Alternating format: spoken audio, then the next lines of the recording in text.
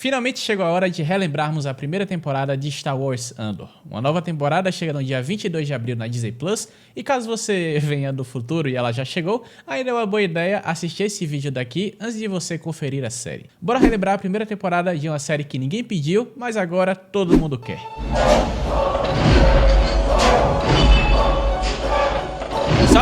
Saudações imperiais. Antes da gente ir pro vídeo, eu devo lembrar vocês da obrigação moral de um cidadão imperial. Se inscreve no canal, deixa o like e ativa as notificações para você não perder mais vídeos como esse. De resto, bora parar de enrolar aqui e relembrar logo o que é que a gente precisa. A primeira temporada de Star Wars Andor é uma história de muitas camadas, literalmente. Enquanto navegamos nos pormenores do Boreal de Segurança Imperial e as espreitadas de Mon Mothma e Luthen Rael, a série também nos apresenta a Cassian Andor e seus flashbacks e uma maneira de conhecer ele enquanto ele mesmo se conhece. No início da série, Cassian era um cara que lutava mais por si do que por grandes ideais rebeldes. Começamos a acompanhar sua jornada enquanto ele procura por sua irmã perdida. Vindos de Kenari, um planeta que havia sido explorado pela República Galáctica em sua guerra contra os separatistas, Caça, como era conhecido, e Carrie vivia nas florestas como um bando de crianças órfãos. Um dia, uma nave caiu no planeta e, ao investigarem, o líder do bando foi morto pelo sobrevivente que utilizava da insígnia da Confederação de Sistemas Independentes, ou seja, os separatistas. Em sua raiva, destruindo tudo a bordo da nave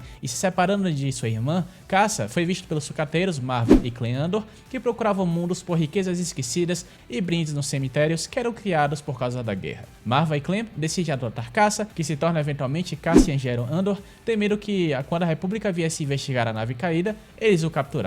Passados vários anos aqui, o Império Galáctico decidiu ocupar Kenari e, após um desastre de mineração, o planeta foi determinado tóxico após ter matado todos os presentes. Em tempo presente aqui da história, Cassian, entretanto, acredita que a sua irmã ainda esteja viva e busca a galáxia por ela. A sua jornada o leva até um estabelecimento respeitado, um bordel, em Morlana 1, onde dizem ter visto alguém com as descrições parecidas alguns meses atrás. Infelizmente, dois membros do time do Inspetor de Segurança de Premor, Velos Keith e Kravas Drezer, estavam no mesmo estabelecimento respeitado, bordel, e estavam atrás de uma briga pelo simples fato de que Cassian foi servido primeiro do que eles.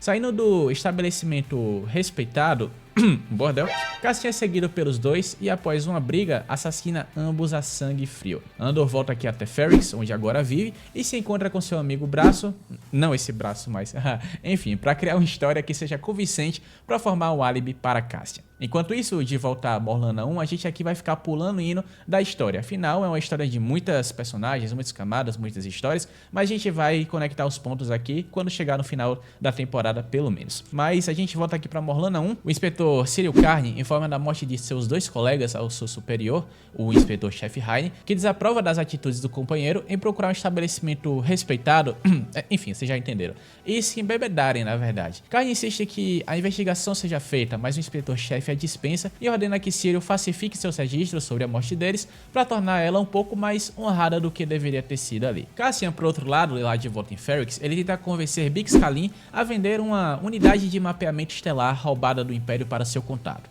Se você me pergunta o que é isso aí é basicamente um equipamento que utilizava de sinais e frequências proprietárias do Império para mapear e coordenar os recursos imperiais. Em outra forma aí, uma maneira bem eficiente de você esquivar-se de até inclusive patrulhas imperiais, tá? Muito útil. Cassian, por fim, ele sente uma tensão romântica entre dois compatriotas ali, tá? Bix e Tim Carlo, quando ele entra na garagem.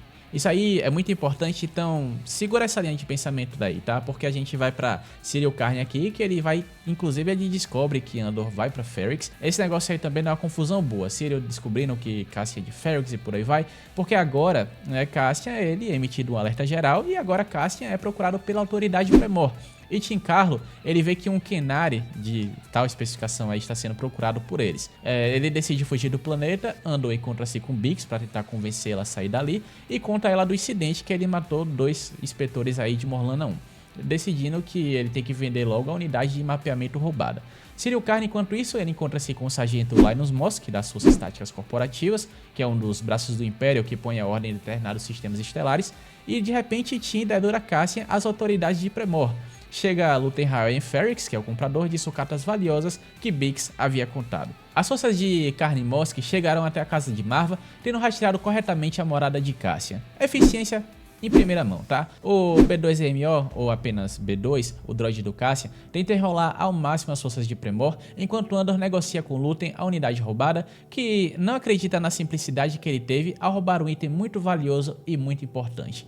Percebendo a verdadeira luta dentro de Cassian e seu potencial, Luthen propõe que eles se juntem na luta contra o Império, isso acrescentado também ao fato de que o pai de Cassian havia sido enforcado por eles. Fugindo sob tiros das forças que agora os rastrearam em Speeder Bikes, Cassian perde a unidade e a deixa para trás enquanto se pergunta se pode confiar em Luthen, achando que ele é um certo tipo de espião imperial. Mas enquanto isso, o restante do vilarejo agora está sob a guarda de Premor e em uma confusão onde Bix tenta escapar, Timor tenta ajudá-la, acaba levando um tiro e é morto. Aqui vai um dos nossos colegas aí da tripulação da série do Andor, tá? Então, -1. Agora, longe de Ferrix, Luthen reitera seu convite para Cassian enquanto viajam a Aldhani. A proposta de enfiar um graveto no olho do Império e ser pago para fazer isso. Eu não gostei. Enfim, não interessado entretanto, Cassian disse que passou 2 anos na prisão e lutou em Mimban quando tinha 16 anos. Luthen retruca, conhecendo o passado de certa forma mentiroso ali de Cassian, dizendo que ele passou 6 meses como cozinheiro no planeta e só sobreviveu porque fugiu de lá.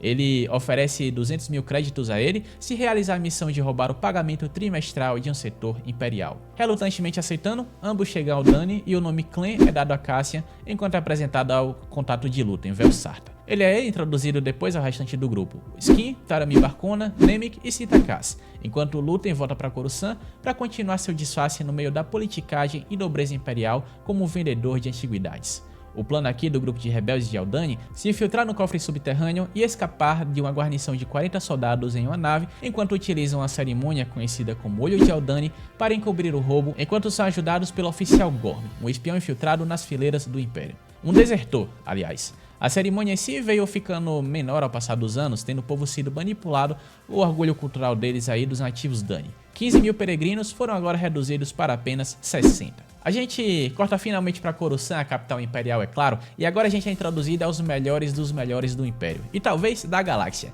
O BSI, a supervisora Dedra Meero, o Major Liu Partagaz e Blevin. O Bureau de Segurança Imperial é responsável por defender o Império e assegurar a lealdade dos cidadãos ao lidar com as ameaças de segurança. Em outras palavras, dissidentes e rebeldes. E o BSI agora soube do que aconteceu em Ferrix e como o setor corporativo encontrou mais resistência do que esperado. Agora, o incidente de Ferrix é responsabilidade do Império e o sistema Morlana está sob autoridade imperial permanente. As forças do setor corporativo, Cyril Karn, Linus Mosk e Heine são dispensados de suas tarefas. Bom, demitidos na verdade, né? E Cyril vai para casa da sua mãe, Id, que insiste em entrar em contato com o chamado tio Harlow para garantir o emprego para seu filho desempregado. E inclusive Harlow aqui ele é uma pessoa bem influente na verdade, no meio imperial pelo menos, e ele arranja até um emprego para o Cyril Karn no Boreal Imperial de Padrões. Mas e o pessoal do BSI? Bom, há toda uma disputa de poder aqui, porque Dedra Meero ela consegue resgatar a unidade deixada para trás, mas quem de fato comanda os incidentes do setor de Ferrix é Blevin. Meero vai até Partagaz, diz a ele que é um certo tipo de padrão estabelecido com o roubo da unidade de mapeamento estelar, mas ele logo a dispensa pois não é da sua autoridade tais assuntos. Blevin vai até Ferrix para supervisionar a limpeza da bagunça causada e aponta o capitão Van Stigo como novo prefeito. Meero, por outro lado, trabalha de dentro do BSI com o atendente Hirt para detectar algum tipo de padrão nas propriedades roubadas imperiais. Para eles é muito aleatório para ser aleatório. Um padrão se forma com itens roubados de Kessel, Fondo, computadores de mira de Jakku, mísseis de Protoss da base Kai e a unidade de mapeamento estelar roubada do estaleiro naval de Stillegard. A rebelião aqui, enquanto isso, ela está se formando debaixo dos narizes da capital galáctica sitiada ali pelo Império.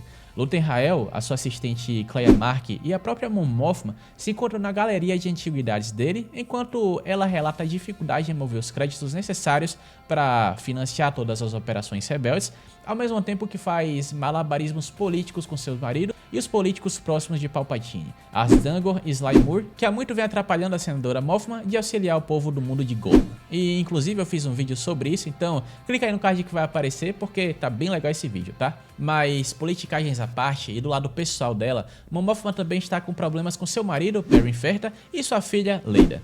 Em Aldhani as coisas não vão tão bem porque Cassian é questionado por seus colegas de missão a cada passo que dá, sendo assegurado apenas por ter sido inserido no grupo pelo pedido do próprio Luthen, que inclusive lhe deu um cristal Kyber com um colar, uma espécie de charme de boa sorte. A preocupação até que faz sentido na verdade. Em um mundo cheio de espiões imperiais e agentes da BSI que são competentes de fato, essas pequenas células rebeldes sempre ficavam em alerta. Muitos deles, afinal, perderam pessoas queridas para o Império. Outros falam que mercenários como Cassian fazem sentido porque o Império também não joga limpo. Mas se for falar aqui de não jogar limpo, Andor, a série no caso, mostra muito bem quão longe os rebeldes vão para chegar no seu objetivo. A gente sobe a represa da base imperial para chegar até o cofre e vê o Certa sequestra o filho e a esposa do comandante da guarnição, o Jairod Birraz, e ameaça atirar neles caso ele não coopere. As comunicações da base foram cortadas, mas as tropas ali ainda acham que o olho de Aldani é responsável e que logo logo os sistemas voltam. Quando o cofre é relatado como invadido, entretanto, a guarnição é despachada. E fala sério, o Krennic ficaria orgulhoso, tá? Mas a guarnição não inclui somente as 40 tropas terrestres, como também pilotos que rapidamente se mobilizam para os seus caças. Daí começa o desastre pro lado dos rebeldes. Gorn infiltrado, atiram nele. Barcona pede cobertura a Skin, mas leva tiro. Sarta, Skin, Nemik e Andor continuam e conseguem roubar o cargueiro e começam a escapar ali no meio do olho de Aldani, mas durante a subida Nemik é esmagado por cilindros de créditos. Não sentindo as pernas ainda assim, ele ajudou a sair do fenômeno e escapar das forças imperiais que os perseguiam. Visitando um doutor na lua de Fresno, Cassian logo segue sua jornada. Afinal, ele hoje está aqui, mas não é pra sempre que vai ficar. Tá, parei, não é esse Fresno, tá? Na verdade, já que eu tô aqui, deixa eu só ficar com essa daqui, tá? Nemik, ele está escrevendo um manifesto e infelizmente não sobrevive à cirurgia. Agora, Cassian é quem vai prosseguir com sua procissão sem nunca desistir nem sucumbir a toda essa pressão. Tá, enfim, eu parei, tá? Mas o Nemik morre, tá? E o Skin também, porque ele é desmascarado como mercenário ao invés de um rebelde por Cassian que atira nele com a cara de nojo, porque a Skin queria simplesmente deixar o pessoal lá e esconder o saque de 80 milhões. Vel, entretanto, não acredita nele quando ele conta isso a ela. De qualquer forma, a missão cumprida é missão cumprida e Andor retorna o cristal Kyber que Luthen deu a ele pra ela, né? Mon Mothma, enquanto isso, lá em Coruscant, sofre as consequências de um Senado distraído com o roubo de Aldani, justamente que aconteceu agora, enquanto tenta sem sucesso criar um comitê pra parar um bloqueio no mundo de Gorman, enquanto recorre secretamente às pessoas que dividem do sentimento anti-imperial dela, como o banqueiro Taikoma de Chandrila, a fim de arrecadar fundos de maneira discreta. Luthen, quando ele ouve as notícias do roubo, dá uma risada sincera. Mais um dia, mais uma vitória. O pessoal do BSI, enquanto isso, agora envolvendo até o Coronel Wolffe Yularen, e sim, o mesmo Yularen que lutou junto do Anakin nas Guerras Clônicas, e o mesmo Yularen que se encontra presente na Estrela da Morte no episódio 4, A Nova Esperança, ele tem autorização do Imperador para realizar busca e apreensão de maneira ilimitada em mundos que o Exército e Marinha Imperial acreditam que há células partidárias.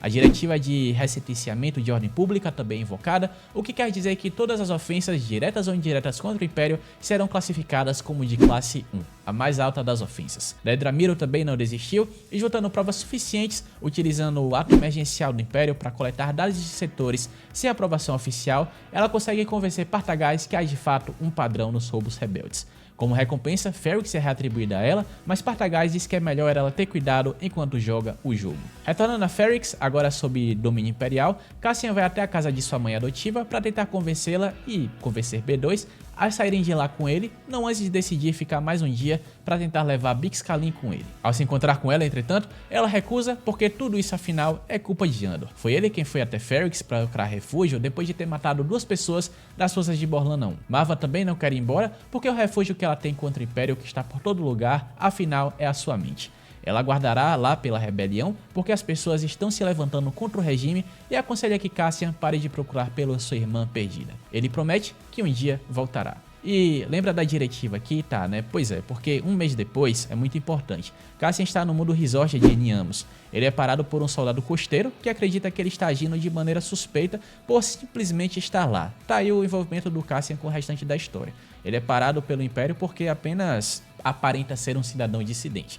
Ele é capturado com a ajuda de droids da série KX e levado até um juiz, sendo julgado por crimes de discurso anti-imperial, fuga de uma cena de atividade anti-imperial e dano à propriedade imperial. Sentenciado a 6 anos, ele é levado até a prisão de Narkina 5. Nesse meio tempo aqui, Ciro Carne é procurado pela Dedra Meero, agora a supervisora do setor Morlana, que quer informações dele para preencher algumas lacunas nas informações do BSI sobre o Cassian. Enquanto trabalhava no departamento de padrões, Cyril preenchia requisições falsas a fim de conseguir pegar qualquer tipo de informação sobre Andor para limpar seu nome. Meero o considera um recurso valioso e decide trabalhar junto com ele. Agora, com recursos à sua disposição, ela procura o Eixo, a pessoa que ela acredita que está liderando os esforços de roubo de tecnologias imperiais por toda a galáxia. De volta na Narkina, Andor dá o nome falso de Kif, se encontra com seus companheiros de mesa. Kinoloy, que gerencia a montagem de um certo tipo de maquinário que é muito importante, Jembok, Shao, Taga, Ulaf, Han, Murdock e Hua Scott Melshi.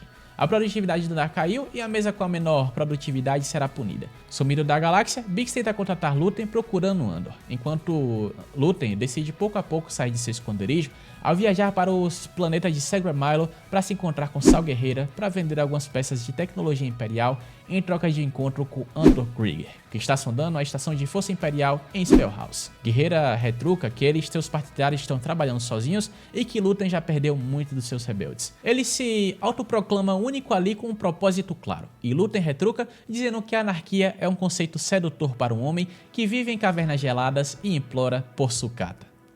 Ai. As coisas para o pessoal de Ferrix, enquanto isso, começam a ficar muito pesadas. Bix Kalin é presa pelo BSI e é interrogada por Dedra Meero na tentativa de descobrir quem é o Eixo, e começa um jogo de cintura ali. Bix fala de que não sabe do que ela tá falando, Dedra prova ao contrário, ela diz que não conhece negociador misterioso, dados indicam que ela o viu ao menos 6 vezes. Pouco cooperativa, ela é repassada para ser interrogada pelo Dr. Ghost, que utiliza de um método de tortura sônica. Mas pouco cooperativo também é Kinoloy lá em Narkina 5, porque enquanto Cassian pergunta sobre rotas de fuga, quantidade de guardas em cada nível, tudo o que ele tem a dizer é que a sentença dele acaba logo, então é melhor ele ficar pianinho. A melhor maneira de sobreviver, afinal, é pensar em não escapar, mesmo quando rumores circulam que 100 homens foram mortos no nível 2 da prisão. Apenas rumores, acredita Kino. Quando o companheiro de mesa Ulaf morre por causa de um derrame, um dos prisioneiros, que também é médico que o socorreu, explica a Kinoloy que os 100 homens que foram mortos para cobertar o fato